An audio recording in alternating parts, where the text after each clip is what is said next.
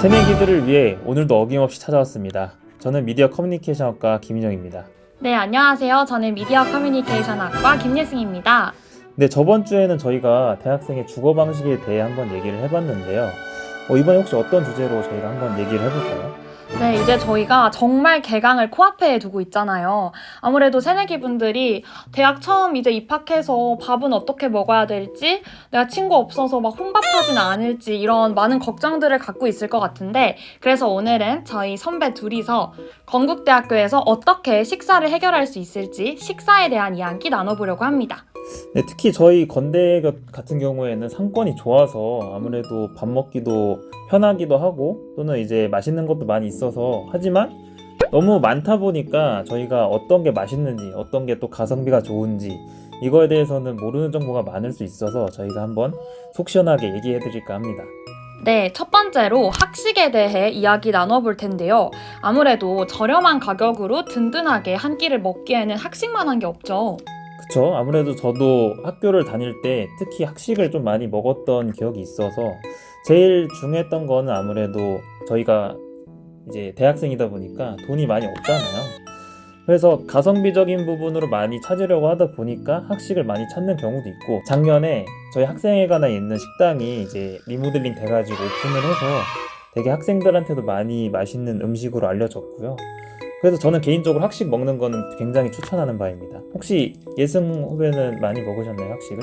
저는 이제 제가 올해 3년째 학교를 다니는 게 되는데 저는 아직까지 한 번도 학식 도식을 먹어본 적이 없어요. 그래서 제가 이제 후배들이 학식 뭐 추천해달라고 하면 말을 해줄 수가 없더라고요. 네. 그러면 인영 선배가 학식 많이 먹어봤다고 하셨잖아요. 네네. 우리 새내기 친구들한테 학식 중에서도 어떤 메뉴가 맛있는지 추천 좀 해주세요.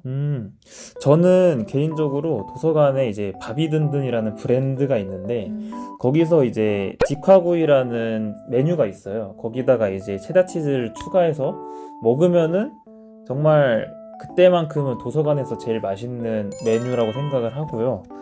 그것 때문이라도 거의 그냥 뭔가 땡기는 게 없다, 아니 근데 배는 고프다 할 때는 거의 거기로 가서 많이 먹었던 기억이 있어서 저는 도서관 쪽은 그걸 추천드리고요.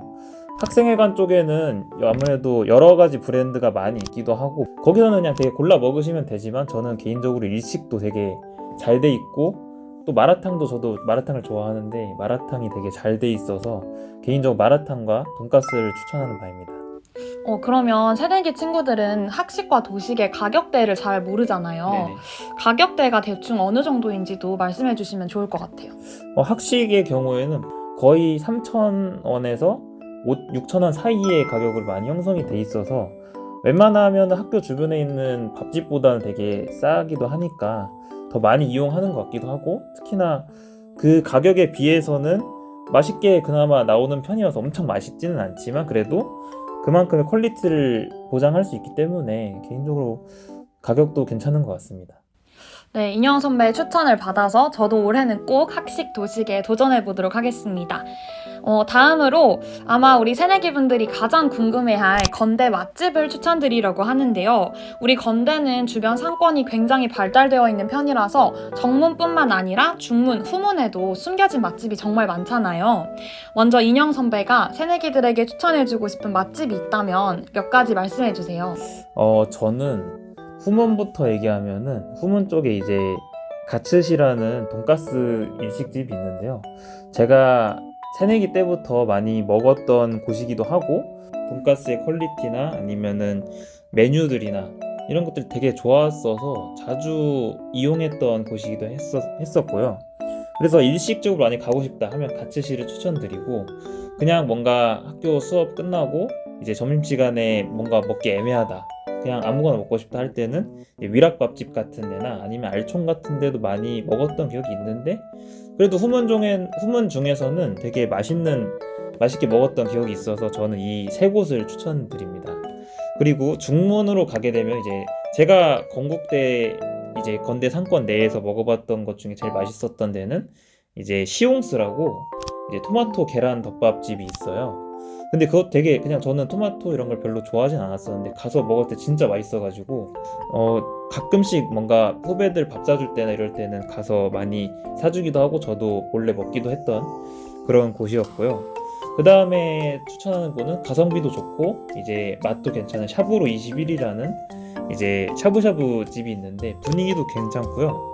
그 다음에 가격도 진짜 싸가지고 한 샤브샤브 칼국수까지 해서 10,000원 안쪽으로 먹을 수 있어서 굉장히 추천하는 맛집입니다. 혹시 예승 후배는 어디서 많이 밥을 드셨나요? 저는 제가 많이 먹은 곳보다는 제가 먹어보고 꼭 추천해보고 싶었던 맛집을 이야기하려고 하는데요. 아까 인영 선배가 이제 후문에는 주로 가성비 식사가 많다고 하셨잖아요. 저는 항상 후문에서 밥을 해결할 때 조금 아쉬웠던 점이 가성비는 알겠는데 좀 더 맛있는 음식을 먹고 싶더라고요. 근데 아무래도 후문은 샌드위치 종류나 뭐 토스트 이런 간단한 식사들이 많다 보니까 제가 그런 아쉬움을 해소할 수 있는 맛집을 알아왔습니다. 바로 후문에 있는 레비톨 버거라는 식당인데요. 이제 요즘에 수제 버거가 굉장히 많이 팔리고 있잖아요. 그렇죠.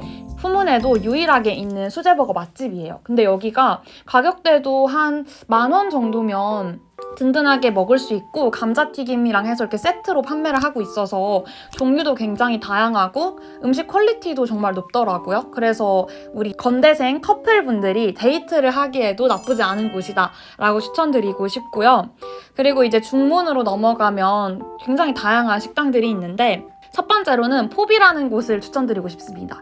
여기는 일반 식당이라기보다는 약간 이자카야 같은 감성인데요. 토토로나 그런 지브리 같은 일본 감성의 인테리어가 되어 있고 아늑하고 되게 고즈넉한 그런 분위기를 주는 식당이에요. 여기서 이제 오코노미야끼가 진짜 맛있는데 오코노미야끼에 뭐 마제소바 이런 메뉴 같은 거 시켜서 좀 상큼한 음료랑 같이 먹으면 너무너무 맛있더라고요. 저는 그래서 포비도 추천드리고 싶습니다. 그리고 중문에는 이제 77년생 곱돌이 전골 식당이라는 곳이 있는데 혹시 가보셨나요? 저 처음 들어봅니다. 그쵸. 이제 곱돌이탕이라는 메뉴가 다들 들어는 봤지만 생각보다 접해본 적은 많이 없는 그런 메뉴잖아요. 저도 여기를 친구가 추천해줘서 처음 가봤는데 그 닭도리탕에 곱창이 들어간 음식이에요. 되게 매콤하고 식당 분위기도 약간 옛날 맛집 느낌이 좀 나고 저는 너무너무 개인적으로 마음에 들었어서 새내기 분들에게도 꼭 추천드리고 싶어요. 네, 마지막으로 자취 생활을 하게 될 새내기들을 위해 간단한 자취 음식을 좀 추천해 볼까 하는데요. 저는 아무래도 기숙사를 살다 보니까 막 음식을 만들지는 않았어서 자취 음식에 대해서는 지식이 좀 없는데 혹시 예승 후배는 자취 이제 하시잖아요, 쉐어하우스에서. 네. 혹시 자취 음식 어떤 거 알고 계신지 알려줄 수 있나요? 저도 요리를 즐겨 하는 사람은 아니었어서 사실 요리에 대해서는 아는 게 별로 없는데요. 그래도 최근에 쉐어하우스를 살기 시작하면서 조금이라도 돈을 아끼고자 요리를 해보려고 시도는 하고 있어요.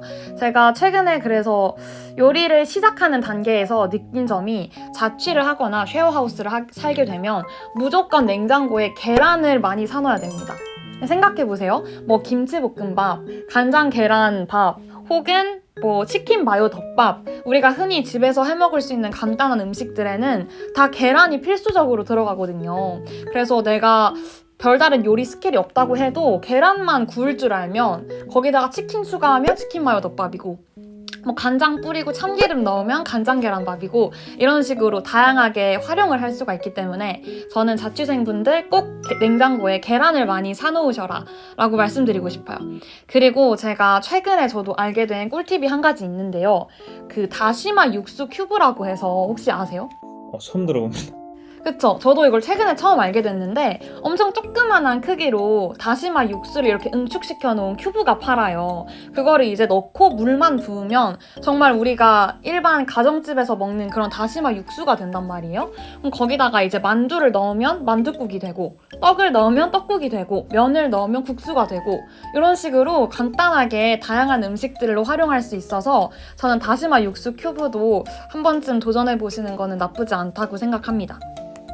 네, 오늘은 그래서 이렇게 저희가 대학생의 끼니 방법에 대해서 알아봤는데요. 저는 개인적으로 그 예승 후배가 얘기했던 버거집 있잖아요. 거기를 좀 이따가 가볼 생각으로 합니다. 오늘 특히나 햄버거 좀 먹고 싶었는데 마침 추천해 주셔서 뭔가 먹고 싶은 마음이 들었고요. 혹시 예승 후배는 저희가 알려드린 것 중에서 또 이번에 먹고 싶은 음식이 있으신가요? 저는 아까 선배가 가츠시 이야기했잖아요. 저도 20살 때 가츠시를 정말 많이 갔는데 오랜만에 그 가츠시에 있는 우동이랑 돈가스 정식 뭔지 아시죠? 네네. 네, 그게 오늘 조금 땡겨서 저도 촬영 끝나고 가츠시를 먹도록 하겠습니다. 네, 좋습니다. 그래서 저희가 이제 지난주에는 대학생의 주거 방식, 그리고 이번 주에는 이제 대학생들이 어디서 밥을 먹는지, 또 맛집은 어딘지까지 알아봤는데요. 이제 다음 주에 개강을 하니까 이런 것도 참고해서 새내기 분들이 잘 대학생을 하셨으면 좋겠습니다. 그럼 오늘의 새내기 공작소는 여기서 마치겠습니다. 감사합니다. 안녕.